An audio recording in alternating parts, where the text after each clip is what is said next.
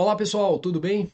Nosso objetivo de hoje, da nossa apresentação de hoje, é continuar falando um pouquinho sobre os recursos que o Profis oferece e disponibiliza para os usuários. E vamos continuar atualizando a nossa geometria do, da placa de base, do bloco de fundação, para que ele fique mais ou menos coerente com alguns exemplos que eu queria trazer para vocês. Vale ressaltar que a gente vai testando e mostrando para vocês os diferentes recursos à medida que a gente vai avançando na modelagem. Eu acho que essa é uma forma talvez mais didática da gente estar apresentando o que o software efetivamente oferece para o usuário, tá? Como características e dimensões da placa de base e dos pilares, o que a gente vai estabelecer? Eu vou definir essa geometria desse exemplo que eu resolvi. Vou definir essa geometria com um bloco de 2 metros por 2 metros, quer dizer, um bloco considerável, né, bastante robusto. E a profundidade desse bloco é de 80 centímetros. Eu acho que não está aqui descrito. Na realidade está aqui descrito no texto, né? 2 metros por 2 metros com 800 milímetros de profundidade. Aqui a gente tem uma chapa de ligação com 4 chumbadores de 7 oitavos. Profundidade que eu defini aqui para esse exemplo de cálculo foi 314 milímetros. E uma chapa de ligação com determinadas dimensões aqui. Não sei se eu tenho elas disponíveis facilmente. Placa de base. A gente vai definir uma geometria de placa e vamos seguindo em frente aqui na resolução do nosso exemplo, tá? Então, o que a gente vai fazer? Vou abrir novamente o Profis. Como é que eu faço para editar aqui os parâmetros de perfis de placas de base? Eu vou acessar, pessoal, esse menu aqui embaixo primeiro, de perfis. Então, aqui na barra lateral esquerda, eu acessei a parte de perfis. E aqui nessa barra lateral esquerda, também acoplada na barra lateral esquerda, a gente tem a possibilidade de usar perfis e diferentes bibliotecas, certo? Claro que a gente pode utilizar a biblioteca ao deixar essa opção habilitada de usar perfil, ou a gente pode utilizar dimensões personalizadas. É possível também fazer dimensões personalizadas, tá? Então eu vou escolher aqui uma biblioteca de perfis. Então vou clicar aqui, perfis. Observem que a gente tem disponível diferentes bibliotecas. Temos aqui bibliotecas do ISC, temos bibliotecas europeias e de diversas nacionalidades, então eu vou manter por enquanto a biblioteca americana do ISC. Eu vou escolher aqui perfis W ISC e eu vou selecionar um perfil dessa lista, certo? Então, perfil está aqui. Como as opções de escolha de perfis ela já tem dimensões padronizadas, como é que eu faço para alterar os perfis? Eu clico nessa janelinha aqui embaixo, de tamanho do perfil, onde atualmente aqui tem um W de 4 polegadas. Então, vou clicar aqui e aí a gente vai ter acesso, pessoal, a uma lista de perfis do ISC. Tanto os perfis com a sua denominação em polegadas, quanto as dimensões do perfil, altura, largura, espessura de mesa e assim sucessivamente. Então eu vou escolher um perfil aqui de 8 polegadas. Deixa eu ver aqui, perfil de 8 polegadas eu vou escolher. 8 polegadas.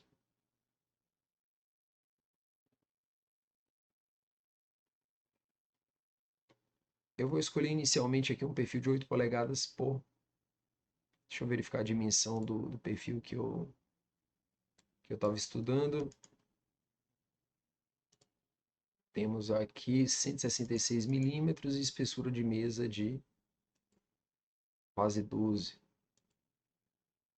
Então vamos escolher um perfil de 8 polegadas por largura.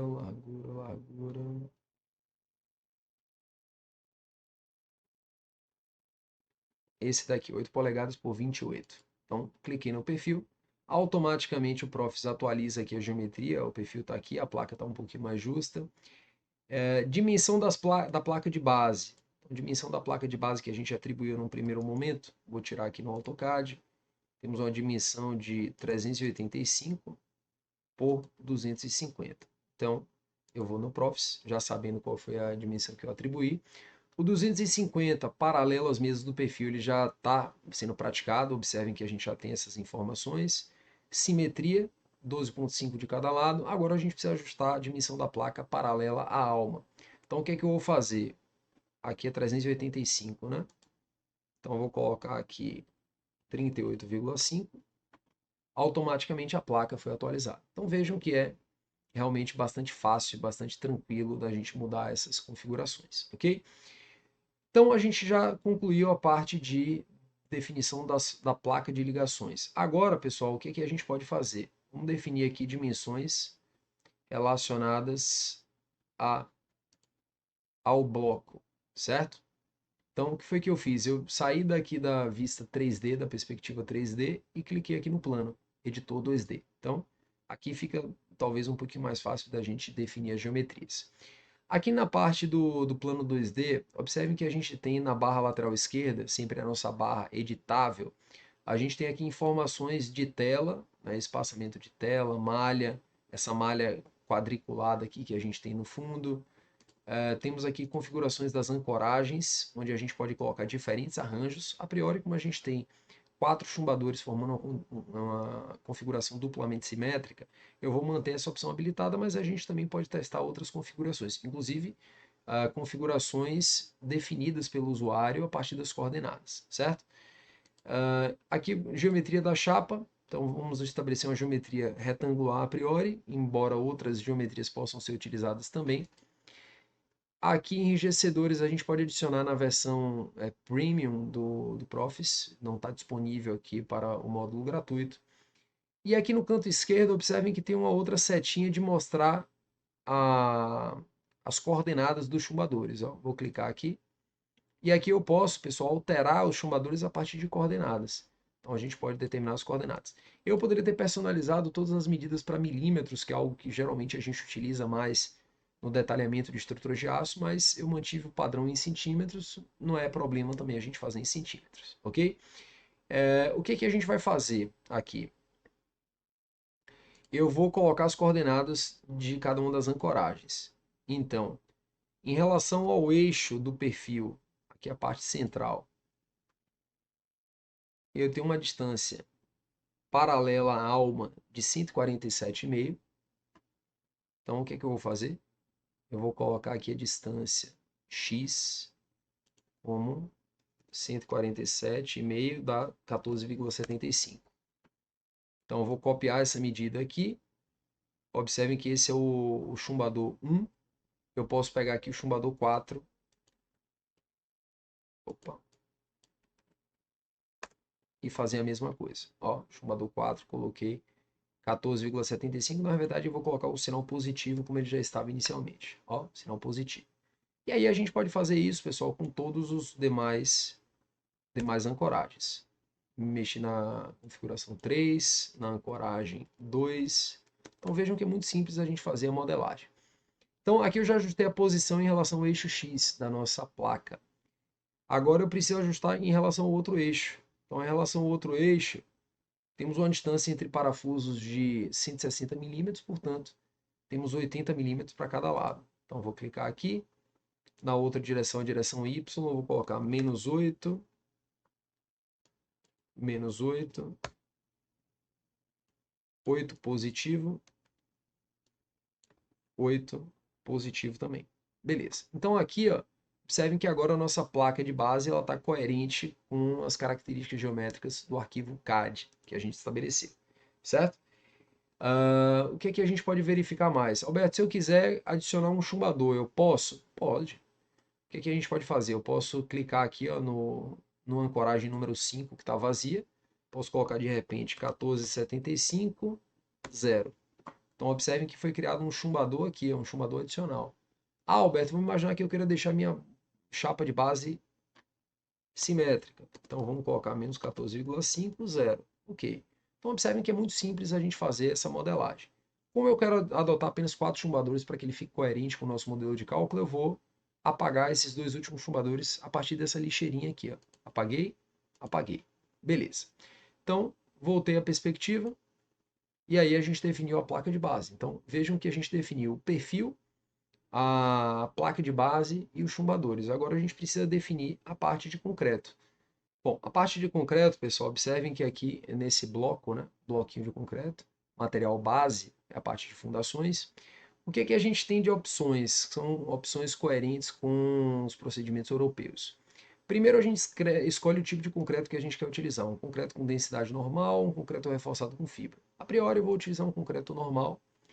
Eu vou considerar uma condição de concreto fissurado, é um procedimento meio que padrão nas rotinas de cálculo em geral, mas a gente pode colocar, caso a gente siga alguns critérios estabelecidos principalmente em design guides, como Design Guide TR029 da ETA. Então a gente pode utilizar algumas condições de concreto não fissurado, mas de maneira geral eu costumo trabalhar num primeiro momento com concreto fissurado. Aqui vamos escolher o concreto, vamos escolher a priori uma qualidade de concreto C20, C25, lembrando que o C20 é a classe do concreto para obtida a partir de um corpo de prova cilíndrico e o 25 megapascal é a classe do concreto referente a ensaios realizados em corpos de prova cúbicos, certo? Então, classe C20, C25. E aqui embaixo tem ó, FC cilíndrico, 20 megapascal, FC cubo, 25 megapascal. Temperatura, vamos manter essa temperatura de curto e longo prazo, 40 graus e 24 graus de referência. Se eu quiser depois, ó, à medida que eu vou avançando nas informações, se eu quiser ocultar essas barras de opções para facilitar a visualização, a gente também pode. Aqui a geometria do concreto 70 centímetros a gente já tinha atribuído, 70 centímetros. E aqui a gente pode atribuir outras distâncias, certo? Por exemplo, esse 4,25, pessoal, foi definido aqui, ó, com essa cota de 4,25. Eu posso editá-la aqui, colocando de repente uma distância 100 milímetros, ou desculpa, 100 milímetros não, 100 centímetros.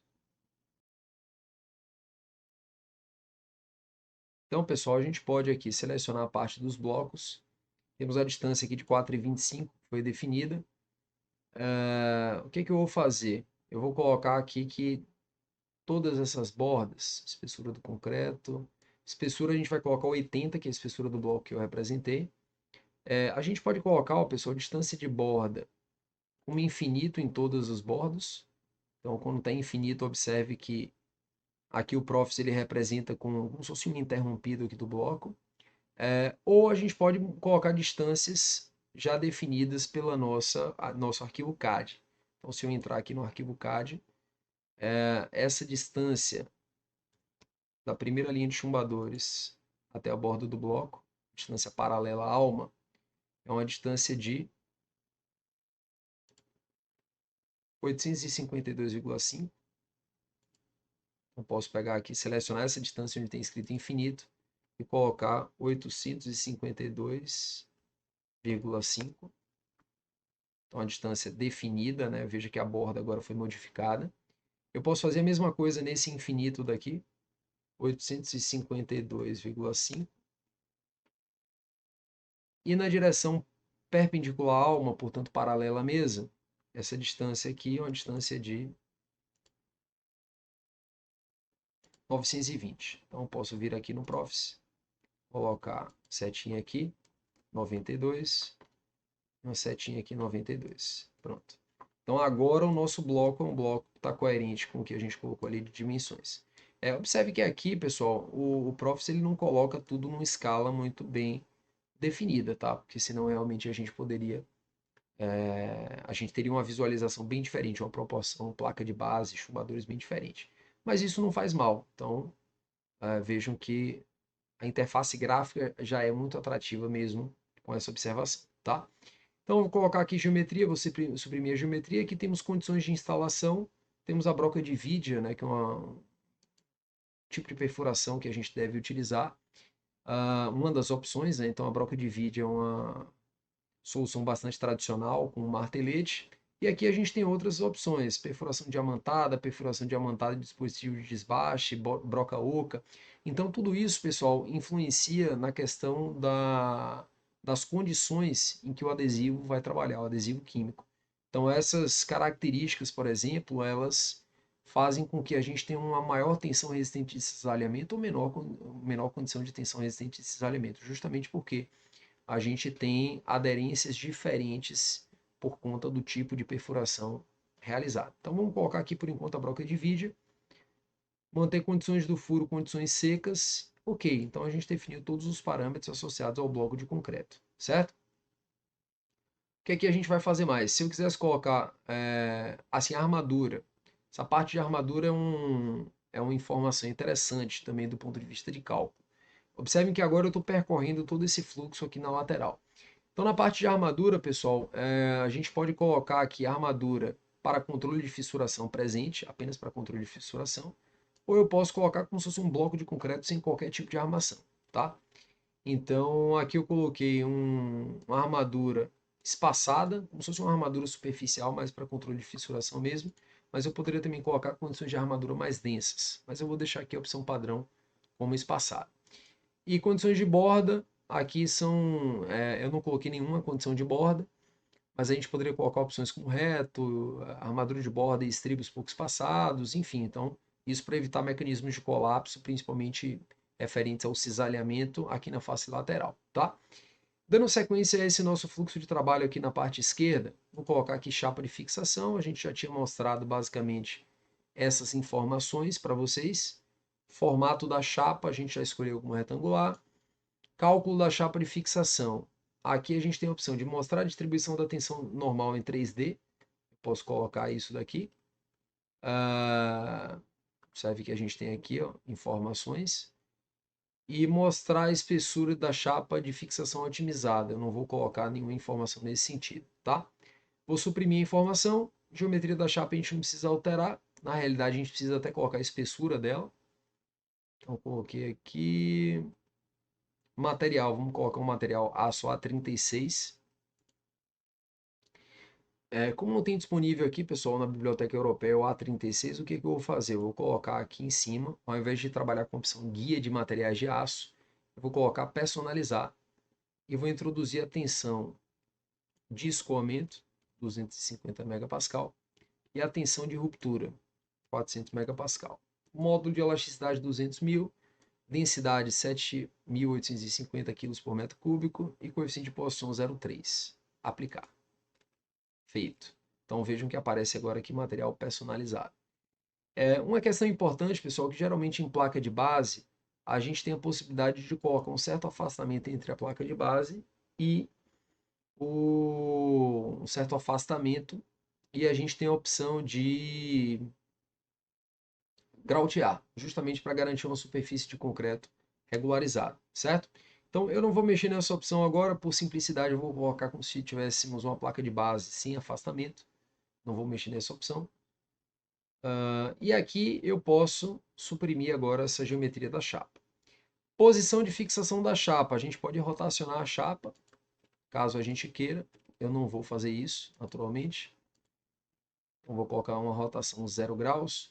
E a espessura da chapa, eu não lembro que espessura foi considerada aqui no exemplo. Vamos colocar a priori, pessoal, como se fosse uma espessura de uma placa mais rígida, né? 22 milímetros, 7/8 também. Então observem que agora aqui ó, a chapa de ligação ficou mais grossa também, tá? Ok, então deixa eu verificar aqui a geometria, tá certinha, né?